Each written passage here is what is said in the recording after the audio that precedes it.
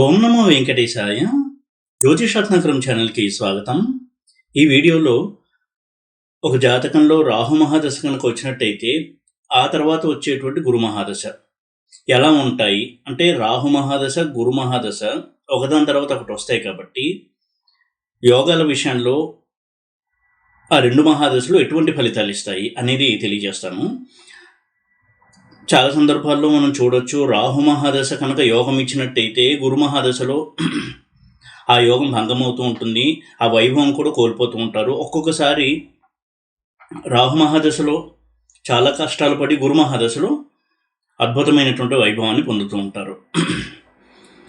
చాలామందికి ఉన్నటువంటి డౌట్ కూడా ఏంటంటే, రాహు మహాదశ ఇచ్చినటువంటి వైభవాన్ని కావచ్చు, యోగాల్ని గురు మహాదశలో అవన్నీ కూడా భంగమయ్యి నష్టపోతాడా జాతకుడు అనేటువంటి అనుమానం ఉంది. అన్ని సందర్భాల్లో ఇది నిజం కాదు, కానీ ఈ రెండు కేసెస్ని కూడా మనం చూడొచ్చు. దాని వెనుక కారణాలు ఏంటి, ఎలా మనం స్టడీ చేయాలి అనేది తెలుసుకోవడం చాలా ముఖ్యము. ఎందుకంటే రాహువు ప్యాషన్ని చూపించేటువంటి గ్రహము, ఏదైనా సాధించాలి అనేటువంటి పట్టుదల, మెటీరియలిస్టిక్ కంఫర్ట్స్ని ఎక్కువగా ఇష్టపడేటువంటి గ్రహం రాహువు. దానికి తగిన కృషి చేసేటువంటి గ్రహము రాహువు. అందుకే ఒక జాతకుడు రాహు మహాదశలో కనుక నిజాయితీగా కష్టపడినట్టయితే గురువు దానికి తగినటువంటి ఫలితాలు ఇస్తాడు అని మనం గమనించవచ్చు. అయితే ఆస్ట్రాలజీ పరంగా చూసినప్పుడు గురువు యొక్క ప్లేస్మెంటు, రాహు యొక్క ప్లేస్మెంట్ కూడా దానికి అనుగుణంగా ఉన్నప్పుడు రాహు మహాదశలో పడిన కష్టానికి గురువు ఫలితం ఇస్తూ ఉంటాడు. అలాగే రాహు మహాదశలో కనుక విపరీత ధోరణితో ఉండడము, అహంకార ధోరణితో ఉండడము, అలాగే నేల విడిచి సాము చేయడము, ఇటువంటి నెగిటివ్ యాటిట్యూడ్లో కనుక ఉన్నట్టయితే గురు మహాదశలో ఆ పనిష్మెంట్ని కూడా అనుభవిస్తూ ఉంటారు. ఇటువంటి అమెరికాలను కూడా మనం చూడొచ్చు జ్యోతిషంలో. ఇలాగే ఉంటుంది అని చెప్పడానికి వీల్లేదు. అంటే రాహు మహాదశ మంచి రిజల్ట్స్ ఇచ్చినప్పుడు గురు మహాదశ దాన్ని క్యాన్సిల్ చేసేస్తాడు అని జనరలైజ్ చేసి చెప్పడానికి వీల్లేదు. కొన్ని సందర్భాల్లో మనం చూసినప్పుడు కొన్ని కారణాల వల్ల ఇలాంటి విపరీతాలు జరుగుతూ ఉంటాయి. రాహువు మహాదశలో చాలా కష్టాలు పడి గురు మహాదశలో వైభవం అనుభవించడం చూడొచ్చు. అలాగే రాహు మహాదశలో చాలా వైభవాన్ని చూసి గురు మహాదశలో పతనం అవ్వడం కూడా మనం చూడొచ్చు. దీనికి సంబంధించి 2 ఎగ్జాంపుల్స్ని చూపిస్తూ ఒక సెలబ్రిటీ చార్ట్ తీసుకుని రాహు మహాదశలో పడిన కష్టము, అలాగే గురు మహాదశలో దానికి సంబంధించినటువంటి రివార్డు. ఇంకొక ఎగ్జాంపుల్లో రాహు మహాదశలో అద్భుతమైన వైభవాన్ని చూసి గురు మహాదశలో దానికి రివర్స్లో పతనం అనేది ఎలా జరిగింది, ఈ రెండు కూడా మనం స్టడీ చేయొచ్చు. ఎప్పుడు కూడా రాహువు కనుక యోగించినట్టయితే చాలా త్వరగా నేమ్ అండ్ ఫేమ్ ఇచ్చేస్తాడు. ఆ ప్రాసెస్లో ఒక విధంగా చెప్పాలంటే యాటిట్యూడ్ని ఇవ్వడము, నిరంకుశ ధోరణి, తనకు ఎదురు లేదు, తన స్థాయిని నిలబెట్టుకోవడానికి ఏమైనా చేద్దాము అనేటువంటి తాపత్రయము, ఇవన్నీ ఇస్తాడు రాహువు. గురువు విషయానికి వచ్చినట్టయితే ఎప్పుడూ కూడా కష్టాన్ని నమ్ముకుని న్యాయంగా, నీతిగా, ధర్మబద్ధంగా సంపాదించాలి అనేటువంటి ఒక పూనికనిచ్చేటువంటి గ్రహం గురువు. ఈ రాహువుకి గురువుకి కనుక సత్సంబంధం లేకపోతే చార్ట్లో రాహు మహాదశ తర్వాత వచ్చే గురు మహాదశ కొంత నెగిటివ్ రిజల్ట్స్ ఇచ్చే అవకాశం ఉంటుంది, గురువు కూడా అటువంటి ప్లేస్మెంట్లో ఉన్నప్పుడు. అలాగే రాహు మహాదశలో చాలా కష్టపడి నిజాయితీగా కష్టపడి హార్డ్ వర్క్ చేసినట్టయితే గురు మహాదశలో దానికి సంబంధించిన రివార్డ్స్ని కూడా ఇస్తూ ఉంటాడు గురువు. ప్రతిసారి ఇలా చెప్పడానికి లేదు, కానీ అలాంటి అమెరికా కనుక ఉన్నట్టయితే తప్పకుండా మనం ఇలాంటి ఫలితాన్ని ఆశించవచ్చు. ఒక మనిషి రాహు మహాదశ ఎంటర్ అవుతున్నాడు, చాలా మంచి పీరియడ్, అది మంచి రిజల్ట్స్ అనుభవించాడు అంటే గురువు యొక్క పొజిషన్ చూసుకోవడం చాలా మంచిది. గురువు కనుక పాజిటివ్గా ఉంటే రాహు ఇచ్చిన దాన్ని కంటిన్యూ చేస్తాడు, లేదు అంటే రాహు ఇచ్చినటువంటి పాజిటివ్ రిజల్ట్స్ని క్యాన్సిల్ చేసి డౌన్వర్డ్గా వెళ్తుంది వారి యొక్క గ్రాఫ్.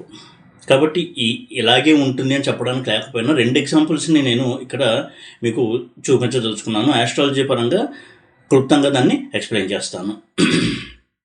ఒకటి, తెలుగు వాళ్ళందరికీ సుపరిచితమైనటువంటి మెగాస్టార్ చిరంజీవి గారి జాతకం. ఆయన జాతకం కూడా అందరికీ తెలుసున్నదే, దాని డీటెయిల్స్లోకి నేను వెళ్ళదలుచుకోలేదు. ఆయన లగ్నము తులా లగ్నము.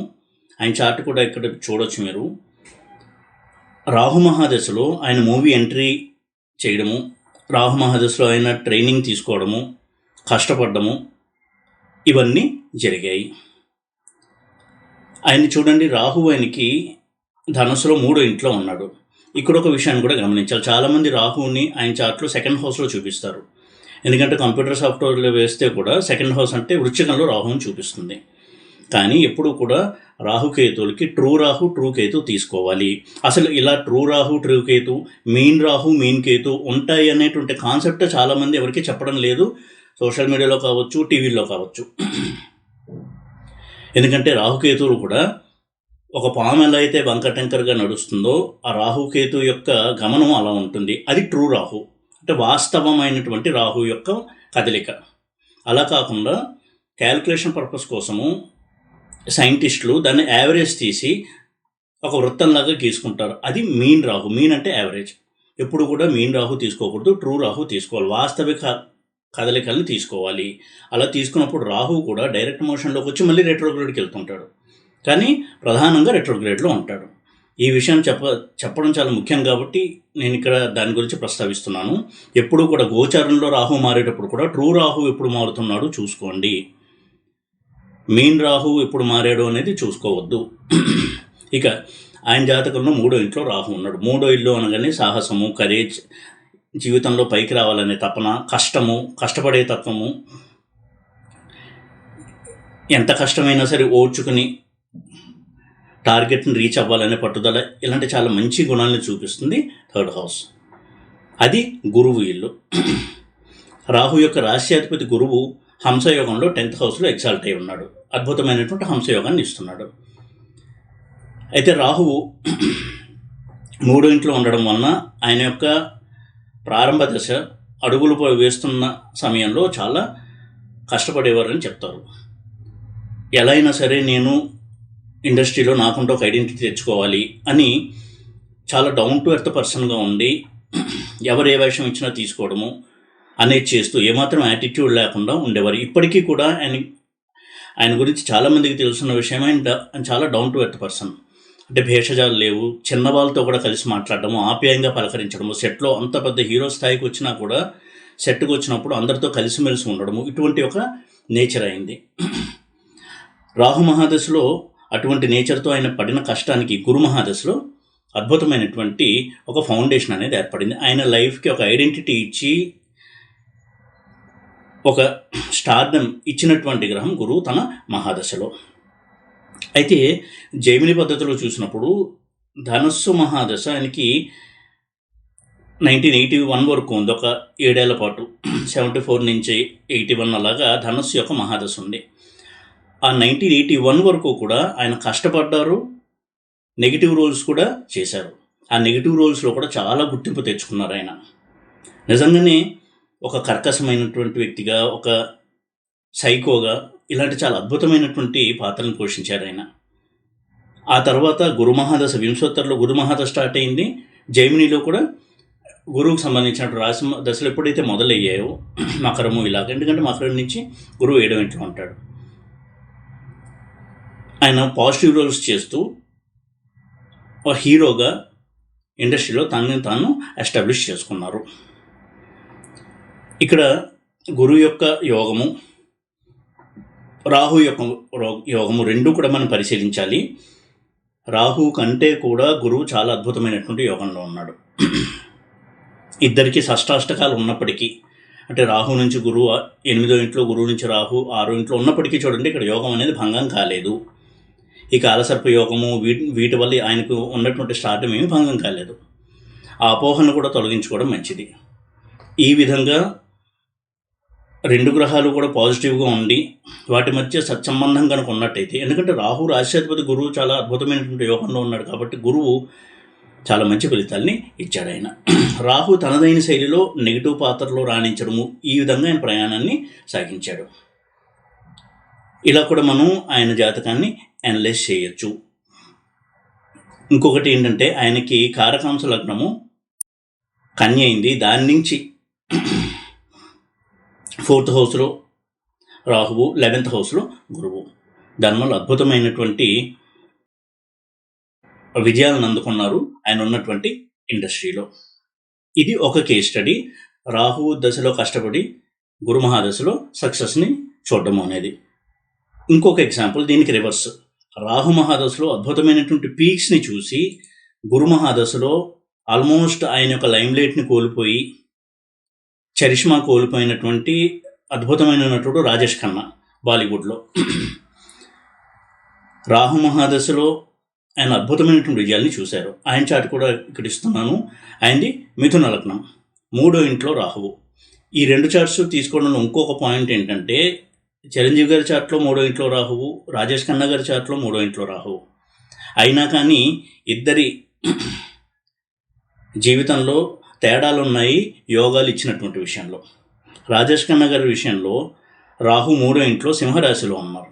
సింహరాశి అంటేనే ఒక రాయల్ సైన్. అది ఈగో లెవెల్స్ని ఎక్కువ పెంచి పోషించేటువంటి రాశి. అందులోనూ చంద్రుడితో ఉన్నాడు రాహు. అయితే చాలా అద్భుతమైనటువంటి యోగంలో ఉన్నాడు కాబట్టి రాహు మహాదశలో ఆయన అప్పట్లోనే 15 ఫిలిమ్స్ అంటే 15 సినిమాలు సూపర్ హిట్లు వరుసగా ఇచ్చినటువంటి ఘనత అయింది. బహుశా ఇండస్ట్రీలో అటువంటి ఒక రికార్డ్ ఎవరికి లేదేమో. అందులోనూ అమ్మాయిల సర్కిల్లో ఆయనంటే విపరీతమైనటువంటి క్రేజ్ ఉండేది, అద్భుతమైనటువంటి ఫాలోయింగ్ ఉండేది. అంత ఫాలోయింగు, అంత క్రేజ్ ఉన్నటువంటి నటుడు బహుశా ఎవరు లేరేమో. అంత వైభవాన్ని చూశాడు ఆయన రాహు మహాదశలో. అది అయిపోయి గురు మహాదశ స్టార్ట్ అవ్వగానే తన యొక్క ప్రాభవాన్ని కోల్పోవడము, హిట్లు కోల్పోవడము, ఇవన్నీ కూడా మొదలయ్యాయి. అయితే ఆయన రాహు మహాదశలో ఎప్పుడైతే స్టార్డంలో ఉన్నారో చాలా యాటిట్యూడ్తో ఉండేవారు అని చెప్తూ ఉంటారు, సెట్కి రావడం విషయం కావచ్చు ఇలాగా. బట్ గురు మహాదశలో ఆయనకి సరైన హిట్లు పడకపోవడము, నెమ్మదిగా ఆయన స్టార్డం కూడా తగ్గడం మొదలెట్టింది.